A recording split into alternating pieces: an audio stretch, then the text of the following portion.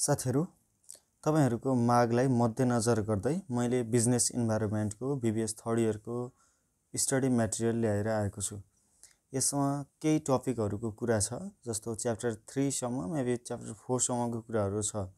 त्यस पश्चातको कुराहरु अन्य भिडियोमा आउँछ। अब बिजनेस इन्भाइरोमेन्टमा के कुराहरु पढ्नुपर्छ च्याप्टर 1 बाट हामी सरसर्ती हेर्ने छौं।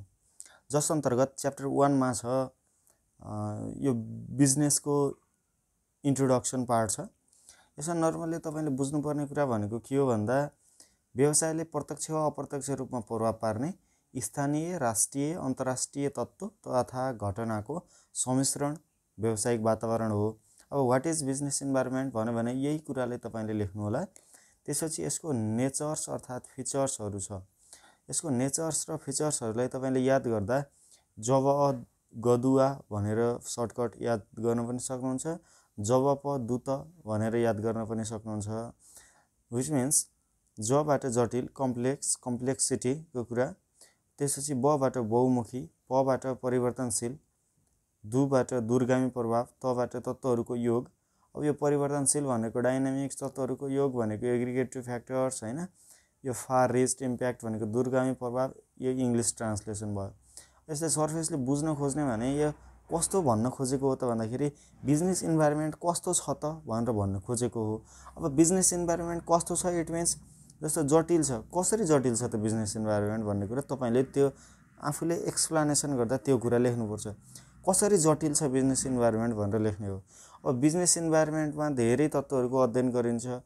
प्रत्यक्ष रूपमा प्रभाव पार्ने, अप्रत्यक्ष रूपमा प्रभाव पार्ने, सामाजिक, आर्थिक, राजनीतिक, वातावरणीय तत्त्वहरुको विभिन्न तत्त्वहरुको अध्ययन एवं विश्लेषण गर्नुपर्ने हुनाले यो कुरा आफैमा जटिल छ भनेर यसरी लेख्ने। यसरी नै हरेक कुराको एक्सप्लेन गर्न सक्नुहुन्छ। यो नेचर्स एन्ड फिचर्सको कुरा थियो। त्यसपछि यो इन्भाइरोमेन्टमा यहाँनिर अर्को कुरा के छ भने यो इन्भाइरोमेन्टको कुरा हेर्दा जस्तो वातावरणलाई नर्मल्ली आन्तरिक र बाह्य अर्थात इन्टरनल र एक्सटर्नल गरेर दुई भागमा विभाजन गरेको छ। आन्तरिक वातावरण अन्तर्गत के कुरा पर्छ, बाह्य वातावरण अन्तर्गत के कुरा पर्छ भन्ने कुरा बुझ्नु पूर्व आन्तरिक वातावरण भनेको के हो भन्ने कुरा बुझ्न आवश्यक छ। आन्तरिक वातावरण भनेको संगठन भित्रको वातावरण हो। संगठन भित्रको कुनै पनि त्यस्तो तत्त्वहरु जसले संगठनात्मक क्रियाकलापहरुमा प्रभाव पार्छ त्यसलाई चाहिँ आन्तरिक वातावरण भनिन्छ। जस्तो संगठनात्मक लक्ष्य तथा नीतिहरु हैन, अर्गनाइजेसनल गोल एन्ड पोलिसीज, संगठनात्मक संसाधन अर्गनाइजेसनल रिसोर्स। जस्तो संसाधनमा टेन्जिबल र इन्टेन्जिबल हुन्छ। यो मूर्त र अमूर्त संसाधन हुन्छ है। टेन्जिबल र इन्टेन्जिबल तपाईहरुलाई थाहा छ होला। त्यसपछि संगठनात्मक संरचना कस्तो छ, संगठनात्मक संरचना भनेको त्यो हियरार्कीको कुरा हो। हियरार्की कस्तो छ। त्यसपछि संगठनात्मक संस्कृति भनेको त्यहाँनिर फेरि भेषभूषाको कुरा होइन। संगठनमा कुन कामलाई कसरी ह्यान्डलिङ गरिन्छ त, कुन कामलाई कुन वेबाट गरिन्छ त। जस्तो नयाँ काम आयो भने त्यसलाई कसरी एडप्सन गरेर काम अगाडि बढाइन्छ, पुराना कामहरुलाई कतिको महत्त्व दिइराखेको छ, त्यस्तो कुराहरुलाई संगठनात्मक संस्कृति भनिन्छ। र श्रमिक सङ्घ भनेको ट्रेड युनियन हो। त्यो संगठनको कर्मचारीहरुको हकहितको लागि खोलेको एउटा संस्था जस्तो या त युनिटी जस्तो या त ग्रुप जस्तो कुरा हो। यिनीहरु कुराहरु आन्तरिक इन्भाइरोमेन्टमा पर्थे। अब बाह्य वातावरणमा एक्सटर्नल इन्भाइरोमेन्टमा पर्ने कुराहरु देहाइमेबोजिम छन्। बाह्य वातावरण भनेको नर्मल्ली आफ्नो संगठन भन्दा बाहिरको केही तत्त्वहरु जसले संगठनको उद्देश्य प्राप्ति, लक्ष्य प्राप्ति, दैनिक क्रियाकलापमा प्रभाव पार्छ त्यसलाई चाहिँ बाह्य वातावरण भनिन्छ। जस्तो हेर्नु बाह्य वातावरण अन्तर्गत दुईटा कुराहरु पर्छन्। एउटा कार्य वातावरण, अर्को सामान्य वातावरण। कार्य वातावरण भनेको कार्य सञ्चालनको प्रक्रियामा प्रभाव पार्ने तत्त्वहरु हो। जस्तो उपभोक्ता भनेको कार्य सञ्चालन प्रक्रियासँग सम्बन्ध राख्छ नि उपभोक्ताले। आपूर्तिकर्ता, प्रतिस्पर्धा, वित्तीय संस्था, सञ्चार जगत, वितरक, श्रम बजार, दबाव समूह, यिनी कुराहरुले के गर्छ त भन्दा आपूर्तिकर्तासँग प्रत्यक्ष सम्बन्ध राख्छ। उत्पादनसँग प्रत्यक्ष सम्बन्ध राख्छ है। अब नि त्यो भएर यिनीहरुलाई कार्य वातावरण भनियो। अब सामान्य वातावरणमा PEST GP छ। यो पेस्टेला एनालाइसिस तपाईहरुलाई थाहा छ हैन। पेस्टेला एनालाइसिस भन्ने कुरा, पेस्टेला एनालाइसिस भनेको यो के छ त भन्दाखेरि पेस्टेला एनालाइसिस भनेको PEST GP अन्तर्गत के कुराहरु पर्छ त भन्नको लागि P बाट एउटा पोलिटिकल है राजनीतिक, ईबाट इकोनोमिकल आर्थिक, पिई यसबाट सोसियल सामाजिक, टीबाट टेक्नोलोजिकल प्राविधिक, जीबाट ग्लोबल अर्थात् नेचर है नेचुरल यो चाहिँ प्राकृतिक वातावरण प्राकृतिक तत्त्वहरू है त्यसरी चाहिँ तपाईहरुले याद गर्न सक्नुहुन्छ। यिनी कुराहरू थियो पेस्टेला जीपी है यस्तो कुराहरू थियो। अब यिनी कुराहरू त्यो भएर यो एकदमै इम्पोर्टेन्ट छ। वातावरण अन्तर्गत आन्तरिक तत्त्व के हो र बाह्य तत्त्व के हो भन्ने कुरा जानिराख्नु होला। त्यसपछि नेक्स्टमा छ व्यावसायिक वातावरण अध्ययनको महत्त्व। अब यो च्याप्टरमा बढी महत्त्व राख्ने भनेको कुरा यो पनि हो। जस्तो व्यावसायिक वातावरण अध्ययनको कस्तो महत्त्व छ त भन्ने कुरा, किन व्यावसायिक वातावरण अध्ययन गर्नुपर्छ त भन्ने कुरा है, हामीले किन अध्ययन गर्ने हो भन्ने कुरा। जस्तो के छ भन्दा यो एउटा फर्मुला छ। अब यसले तपाईहरुले याद गर्नु या त यो तपाईले आफूलाई राम्रो लागेन भने आफूले गराउनु, नत्र यो फर्मुला नै चाहिन्छ भन्ने कुरा छैन। यसरी याद गर्नु त तपाईको रुममा मुसा छ, मुसा चाहिँ 20 मिटर पर गएर एउटा गल भनेको केटी हो नि। अब मुसाको आफ्नो साथी केटीसँग स्थिर रूपमा प्रतिस्पर्धा गरेछन्। मुसा 20 मिटर पर गई गलसँग स्थिर रूपमा प्रतिस्पर्धा गरे, जसको मिटरको केही युज छैन, गईको केही युज छैन र रूपमाको केही युज छैन अनि गरेको केही युज छैन। अरु कुराहरुको युज छ। जस्तो मुसाको मुबाट मुनाफा, साबाट सार्वजनिक छाप, 20 को बीबाट विस्तार र विकास, त्यसपछि सबाट समायोजन है सबाट समायोजन, त्यसपछि पबाट प्रतिस्पर्धा, रबाट रणनीति तर्जुमा, गबाट गतिशीलता है गबाट यो गको गतिशीलता, लको लबिङ गर्ने, त्यसपछि सँग स्थिर रूपमा भनेको स्थिरबाट स्थिरता, प्रतिस्पर्धाको प्रतिस्पर्धा। यो लबिङ भन्ने कुरा कस्तो हो भन्दा साथीहरु, लबिङ भनेको कुनै पनि एउटा इन्डस्ट्रीले जस्तो नीति नियमहरू बनाउने फर्मेसनको क्रममा इन्डस्ट्रीले व्यवसायलाई उपयुक्त खालको नीति नियम गराइदिने कार्यलाई लबिङ गर्ने भन्छ। जस्तो तपाईहरु लब गर्नु भनेको के बुझ्नुहुन्छ? उपयुक्त वातावरण, उपयुक्त एउटाले भनेको कुरा अर्कोले सुन्दिने, अर्कोले भनेको कुरा अर्कोले सुन्दिने होला नि हैन। त्यस्तै उद्योगले अर्थात् व्यवसायले के चाहिएको छ, उसलाई कस्तो नीति चाहिएको छ, के कार्यक्रम चाहिएको छ भन्ने कुरा नीति गराउने निकायले पनि सुन्दिनु कुरालाई लबिङ भनिन्छ। यसरी चाहिँ यो इम्पोर्टेन्स अर्थात् significance of study of B लेख्न सकिन्छ। यो कुराहरू लगभग यो क्वेशन चाहिँ आउट भनेर मैले भनेको छु। अब एक्जाममा कस्तो हुन्छ है, आउन सक्ने चान्स धेरै हुन्छ है यस्तो क्वेशनहरुको। ल अब च्याप्टर 2 मा छ। च्याप्टर 2 मा यो के रहेछ भन्दा राजनीतिक वातावरण रहेछ। र पोलिटिकल इन्भाइरोमेन्ट भनेको के त भन्दाखेरि व्यवसायले प्रत्यक्ष वा परोक्ष रूपमा प्रभाव पार्ने देशको सरकार, शासन प्रणाली, सरकारी ऐन कानुन, नीति नियम, अदालत आदिको सम्मिश्रण भनेको राजनीतिक वातावरण हो। तपाईले यही कण्ठ गरेर यही लेख्नुपर्छ है, यो भन्दा फरक कुरा नलेख्ने। किनभने डेफिनेसनको पार्टमा क्लियरिटी आएन भने पछाडी जति राम्रो लेखे पनि मार्क्स कम आउँछ, पछि 55 मार्क्स पनि आउँदैन। त्यस्तो भयो भने है 60 65 70 मार्क्स ल्याउने भने अलिकति राम्रोसँग चाहिँ लेख्नु होला। त्यसपछि यसको कम्पोनेन्टहरु के छ भन्ने कुरा बुझ्न आवश्यक छ है। यसको कम्पोनेन्टहरु के छ त भन्ने कुरा बुझ्न आवश्यक छ। कम्पोनेन्टमा 4 वटा तत्त्वहरु यस अन्तर्गत हामीले राखेर अध्ययन गर्न सक्छौं। जस अन्तर्गत फर्स्टमा एउटा राजनीतिक विचारधारा छ, पोलिटिकल आइडियोलोजी, त्यसपछि संविधान, त्यसपछि राजनीतिक दल र सरकार तथा त्यसका अंगहरु। जस अन्तर्गत राजनीतिक विचारधारा भनेको कस्तो हो त भन्दाखेरि डेमोक्रेटिक कि टोटलिटेरियन। इट मिन्स टोटलिटेरियन भनेको अधिनायक जस्तो राज संस्था थियो नि, कुनै जात, कुनै वर्ग, कुनै धर्मले एउटैले निरन्तर त्यसैको पुस्ताले शासन गरिरहने शासन पद्धतिलाई अधिनायकवाद अर्थात् यो टोटलिटेरियन भन्छ। डेमोक्रेटिक भनेको अहिले हाम्रो देशमा अभ्यास हुँदैछ डेमोक्रेटिक है, यो चाहिँ डेमोक्रेटिक भयो। राजनीतिक विचारधारा अन्तर्गत डेमोक्रेटिक कि त डेमोक्रेटिक हुनु पर्यो कि त टोटलिटेरियन हुनु पर्यो, त्यो मध्ये एउटा। त्यसपछि संविधान, अब नेपालको संविधान 2072 अहिले कार्यान्वयनमा छ हैन। त्यो भन्दा अगाडि धेरै यो 2000 पछाडी विक्रम सम्वत 2000 पछाडी मात्रै संविधानको विकास भएको पाइन्छ। यस्तो कुराहरुलाई पनि उल्लेख गर्नु होला। राजनीतिक दल भनेको मुख्य रूपमा अहिले राजनीतिक दल 5-6 वटा मुख्य राजनीतिक दलको रूपमा देखा परेको छन्। अनि यिनीहरूले पनि व्यावसायिक वातावरणलाई प्रभाव पार्छन्। सरकार र यसका अंग, सरकारले त प्रभाव पारिहाल्छ, नीति नियम गराउने नै सरकारले हो। जस अन्तर्गत सरकारका अंग अन्तर्गत व्यवस्थापिका है लेजिस्लेटिभ, कार्यपालिका एक्जिक्युटिभ, र न्यायपालिका चाहिँ जुडिसियरी र अन्य केही अङ्गहरू छन् भने अदर भनेर यसरी चाहिँ यिनी कुराहरूलाई यो पोलिटिकल इन्भाइरोमेन्टको कम्पोनेन्टमा राखेर अध्ययन गर्न सकिन्छ। Nepalese political environment issue and problem, नेपालको राजनीतिक वातावरणको समस्या चुनौतीहरू के छ भन्ने कुरा अब यो हो। यस्तो कुराहरू बढी इम्पोर्टेन्ट हुन्छ। अब नेपालको राजनीतिक समस्या तपाईँलाई थाहा छ, राजनीतिले व्यवसायमा पारेको समस्या पनि तपाईँले यतिकै भन्न सक्नुहुन्छ मजाले। जस्तो पोलिटिकल इन्स्टेबिलिटी, राजनीतिक अस्थिरता छैन, कहिले कुन पार्टीले जितिरहेछ, कहिले कुन पार्टीले जितिरहेछ, 5 वर्ष एउटा शासन गरेको छैन, लडिरहेछ, अर्को छ, के छ, गिजोलिएको छ अवस्था, हेरिसक्नु छैन, सुनिसक्नु छैन, देखिसक्नु छैन होइन। त्यसपछि करप्सनको 92औं स्थानमा हो कि नेपाल विश्वको भनेपछि अगाडि नै छ, जे होस् फर्स्ट हुन खोजिरहेछ करप्सनमा। कर्मचारी नेता जो आफ्नो अख्तियारी पदमा छ उसले चाहिँ करप्सन नगरेसम्म हुँदैन भन्ने मान्यता राख्छ। पुर गभर्मेन्टल पोलिसी, सरकारी नीतिहरू कमजोर छन्, प्रभावकारी नीतिहरू छैनन्, कार्यान्वयन गर्न योग्य नीति नै छैन, नीति गराउने क्रममा पनि हालिमुहाली हुन्छ।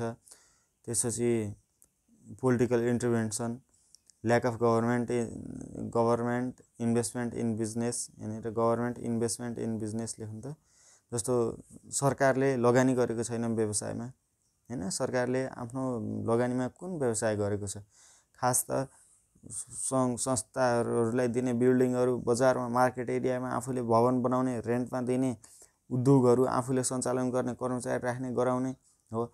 विराटनगर जुटमिल घाटामा भ्याइदिए तिनीहरूले, सरकारी नियन्त्रणमा भएको सुरोट कारखाना, यस्ता कुराहरूलाई टाट पल्टाएर छोडाए होइन, इफेक्टिभ कार्यान्वयन हुन नसकेको कारणले हो।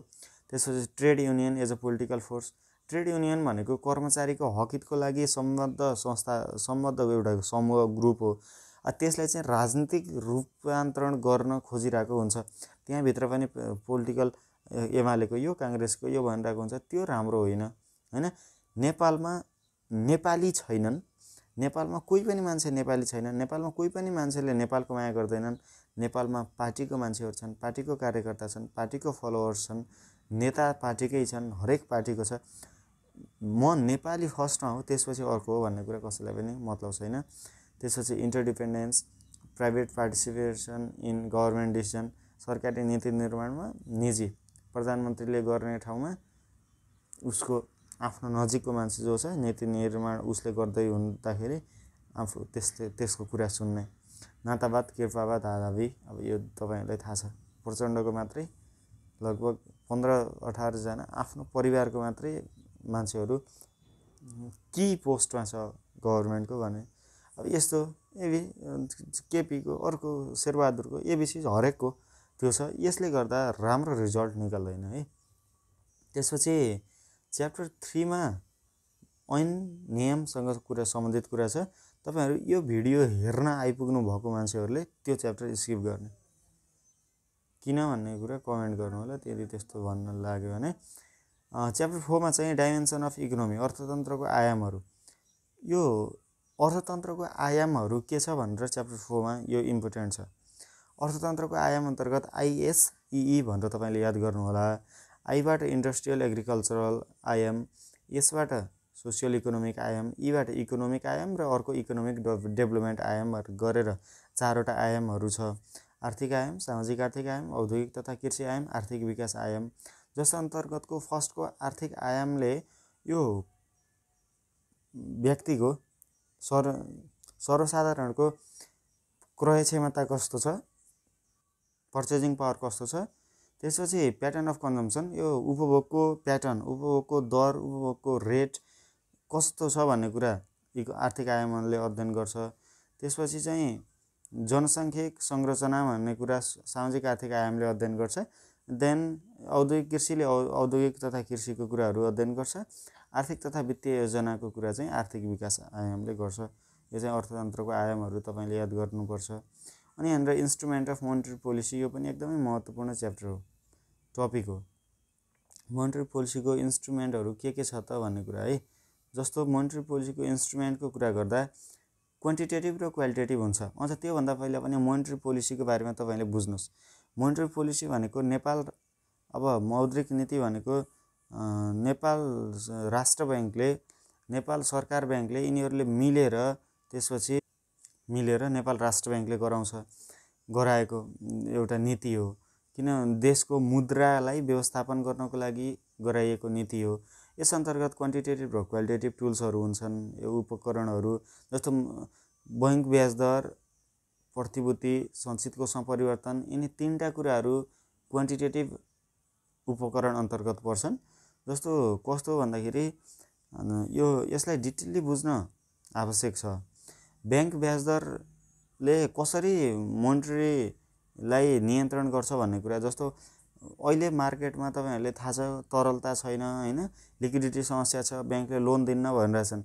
यो केसमा ब्याङ्कले निक्षेपको लोन रेट बढाइदिँदा मान्छेले धेरै ब्याङ्कमा जम्मा गर्छन्, त्यसपछि तरलता भइहाल्छ। अब जब मार्केटमा डिमान्ड नै हुँदैन, पैसा डिमान्ड हुँदैन, कसैले कर्जा लान मानिरहेको छैन, ब्याङ्कमा पैसा थुप्रिरहेछ, त्यो केसमा ब्याङ्क ब्याज दर के गर्ने त भन्दा ब्याङ्क ब्याज दर निक्षेपको ब्याज दर घटाइदिने, जसकारण मान्छेले निक्षेप गर्न चाहँदैन। त्यसपछि कर्जाको ब्याज दर पनि घटाइदिने, कर्जाको ब्याज दर घटायो भने मान्छेले कर्जा लग्छ। त्यसरी बैङ्क ब्याज दरको युज गरेर मोनेटरी कन्ट्रोल गर्न सक्छ। त्यसैगरी प्रतिभूति बजार सञ्चितको परिवर्तन गरेर पनि गर्न सक्छ। एन्ड देन क्वालिटेटिभको कुरा गर्दा क्वालिटेटिभ अन्तर्गत पर्ने कुराहरूलाई तपाईहरुले एफएमसिडी भनेर याद गर्न सक्नुहुन्छ है। एफएममा सिडी हालेर चलाएछ एकजनाले भनेर नयाँ कुरा याद गर्न सक्नुहुन्छ। अब क्वालिटेटिभ अन्तर्गत एफबाट फिक्सिङ मार्जिन रिक्वायरमेन्ट फिक्स गर्ने, अनि एमबाट मोरल ससन नैतिक प्रेरणा, सीबाट क्रेडिट रेगुलेसन एन्ड डीबाट डिरेक्सन। यसरी चाहिँ क्वान्टिटेटिभ र क्वालिटेटिभलाई हेर्न सक्नुहुन्छ।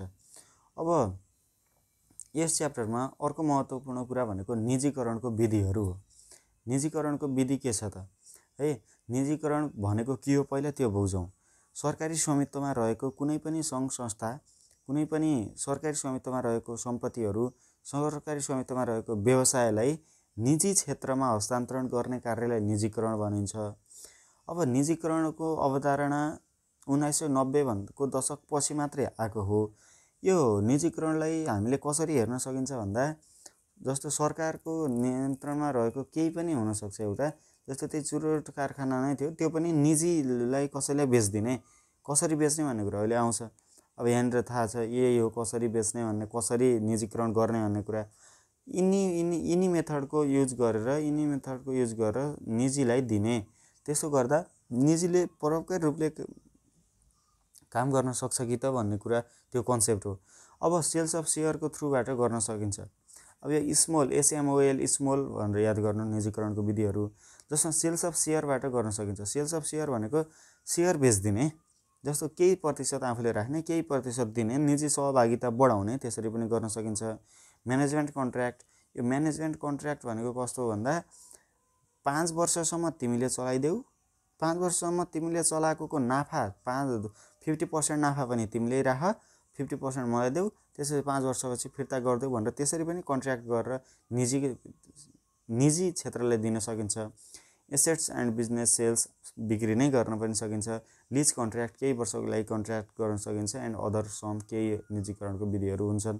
यिनी विधिहरू अपनाएर के गर्न सकिन्छ त भन्दाखेरि उल्लेखित विधिहरूबाट यो नेपाल गभर्नमेन्टले निजी क्षेत्रलाई आफ्नो व्यवसायहरू प्रदान गर्न सक्छ।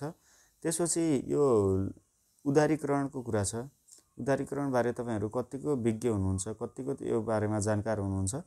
उदारीकरण भनेको जस्तो निजीकरणमा सरकारको स्वामित्वमा रहेको सम्पूर्ण सम्पत्तिहरू पूर्ण रूपमा के गर्ने त भन्दाखेरि निजीकरण गर्ने थियो। तर यसमा चाहिँ खुल्ला छोड्दिने मात्रै हो, निजीकरण नगर्ने।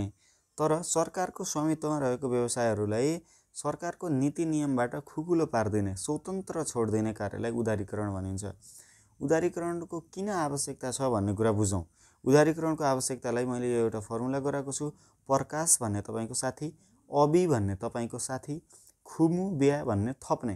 प्रकाश भन्ने केटा, अबि भन्ने केटी, खुमु ब्या, ब्या खुमु, मुखु ब्या, जसरी कण्ठ गर्नुहुन्छ गर्नुहोस्। पबाट प्रक्रिया सरलीकरण। यो उदारीकरणले गर्दा यो प्रक्रियागत झन्झट, कानुनी झन्झट हुन्छ नि जुन एउटा, जस्तो मैले सामान्य एउटा ए टु जेड कलेजलाई दर्ता गरेर प्रोफेसनली रूपमा म चलाउँछु भनेर लाग्यो भने यही दर्ता गरेर काम गर्न मलाई धेरै टाइम लाग्छ। हो त्यो भएर जब उदारीकरणको प्रक्रिया अवलम्बन हुन्छ त्यहाँनिर त्यस्तो झन्झट हुँदैन, सरल तरिकाले गर्न चाह्यो भने घरबाटै त्यसरी हुन सक्ने। कर न्यूनीकरण, अब उदारीकरणको आवश्यकता भनेको जस्तो कर न्यूनीकरण गरेको खण्डमा व्यवसायहरू प्रोत्साहित हुन्छन्, त्यसपछि नाफा कमाउनतिर लाग्छन्, राष्ट्रको सर्वाङ्गीण विकास हुन्छ। सहजकर्ता भनेको यो सहजकर्ता भनेको के हो भने सरकारले गभर्मेन्टले चाहिँ सहजकर्ताको भूमिका मात्रै खेल्ने, नियन्त्रण नगर्ने मध्यस्थकर्ता कि जस्तो ल यो गर भनेर सिकाउने बुझाउने, तर त्यहाँ आफ्नो कन्ट्रोल नगर्ने, अनुमति प्रणालीको खारेजी गर्ने, विदेशी लगानी प्रोत्साहित हुन्छ उदारीकरण भयो भने, खुल्ला ओसार प्रसार हुन्छ, मूल्य निर्धारणमा पनि स्वतन्त्रता हुन्छ, व्यावसायिक स्वायत्तता हुन्छ।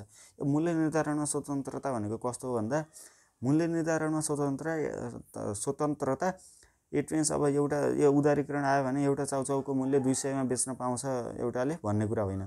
त्यो मूल्य निर्धारण गर्दा तपाईँहरूलाई थाहा छ यो मूल्य निर्धारण भन्ने कुरा त के हुन्छ, मार्केटको डिमान्ड एन्ड सप्लाईको कारणबाट प्राइस डिटर्मिनेसन हुन्छ।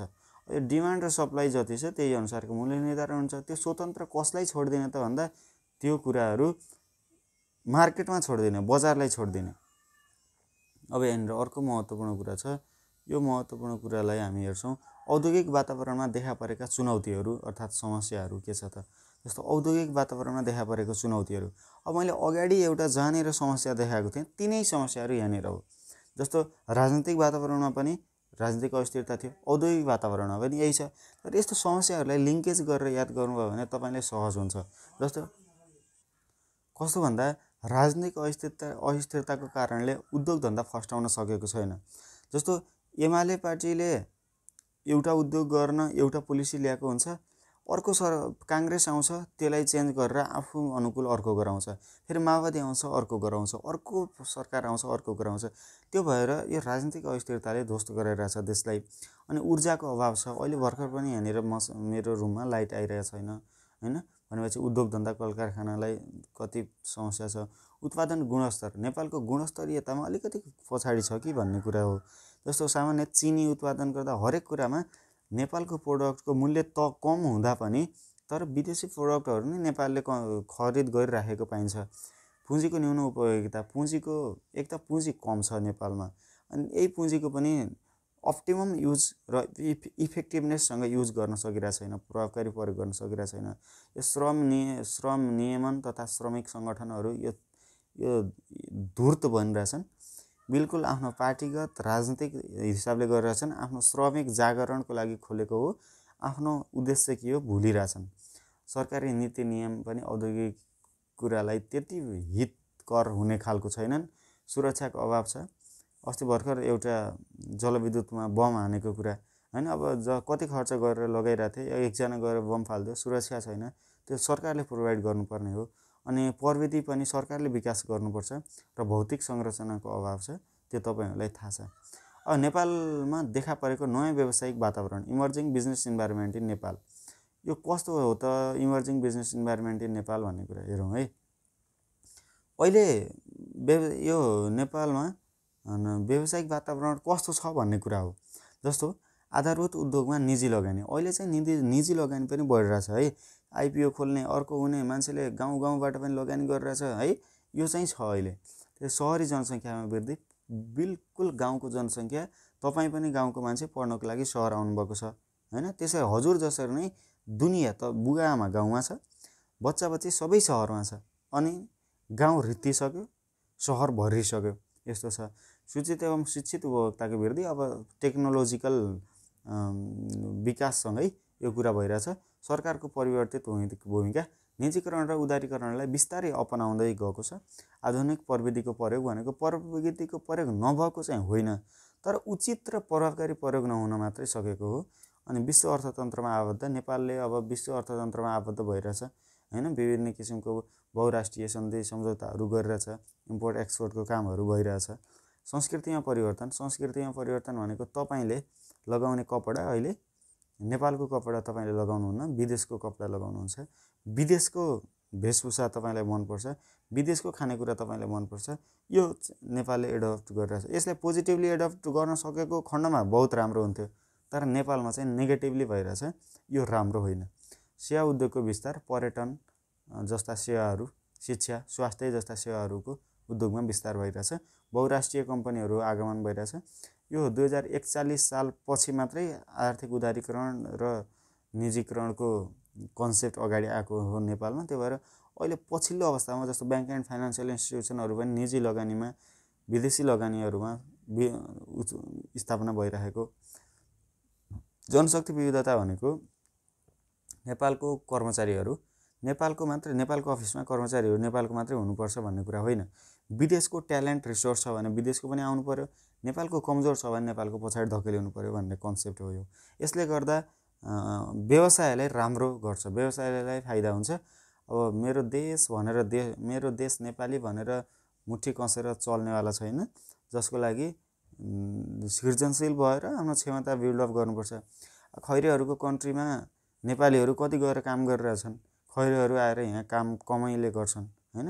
किन भन्दा यहाँनिर बायसनेस हुन्छ, आफन्तवाद, यो नातावाद, कृपावाद हुन्छ, तर त्यहाँनिर जो मान्छे क्यापेबल छ त्यसलाई सिलेक्सन गरिन्छ।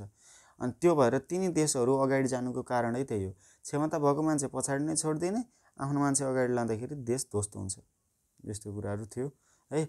यसरी चाहिँ तपाईँहरूले अध्ययन गर्न सक्नुहुन्छ। अब यहाँनिर तपाईँहरूलाई एउटा क्वेसन रहेछ, यो क्वेसनहरू चाहिँ तपाईँले आफूले हेरेर कमेन्ट गर्नुहोला। Do you want next part from chapter 5 to ahead, यो चाहिँ तपाईँले कमेन्ट गर्नुहोला।